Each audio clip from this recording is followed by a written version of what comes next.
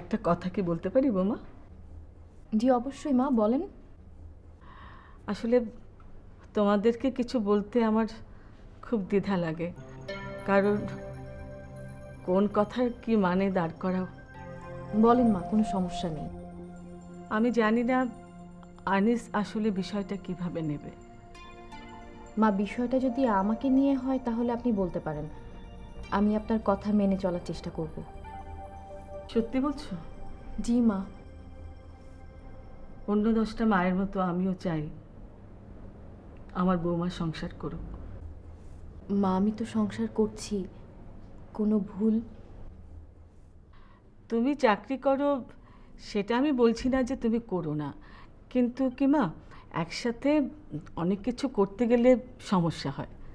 আপাতত আমি তো কিছুদিন ছুটি নিয়েছি, প্রয়োজন হলে আরও 1 মাস বাড়িয়ে নেব।